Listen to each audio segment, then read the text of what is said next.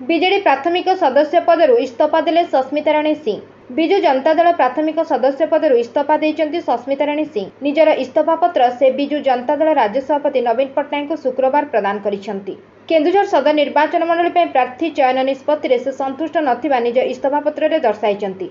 शुक्रवार एने एक होटेल रे सांबादिक सम्मेलन रे से ही सूचना देइचंती। सस्मिता राणी सिंह बीजेडी रे सक्रिय सदस्य भाव कार्य करि आसुथिले।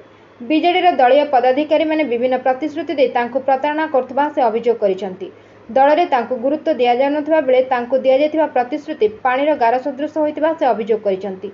सूचनायोग्य जे सस्मिता राणी सिंह पूर्व सदर ब्लॉक अध्यक्ष भाव 2012 रु 2017 मसीहा पर्यंत कार्य करथिले। वर्तमान से सिरिसपाल ग्राम पंचायत समिति सभ्य भाव अछंती। सूचनायोग्य जे सस्मिता राणी सिंह 2004 मसीह निर्दलीय भाव सदर आसन छिड़ा होइतले। सस्मिता राणी सिंह बीजेडी इस्तीफा देवा पर चलित निर्वाचन में स्वाधीन भाव छिड़ा हो पारती बोली आलोचना हेउची, जहाँकि बीजेडी पर एक बड़ झटका हो पारे बोली राजनीति महल में चर्चा हेउची।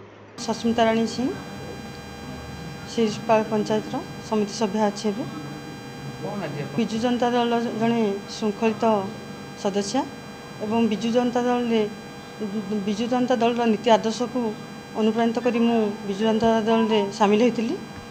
किंतु दुखर विषय कहया पड़ुछि जे विजु जनता दल रे दीर्घ दिन धरी रहीकि मध्य विजु जनता दल मते अनदेखा कला भलिया मन होछि एवं विभिन्न शहर विभिन्न प्रतिश्रुति देकी मते से माने अनदेखा करछंती एवं जोथि मु खास करके मु विजु जनता दल एबे एमएल प्रार्थी भावे इच्छा माने टिकेट पाइबा इच्छा प्रकाश करथिली एवं मोर जो अछंती सहयोगी कर्मी माने से माने मध्य चाहूले मते एमएल प्रार्थी टिकेट मिलू बोली।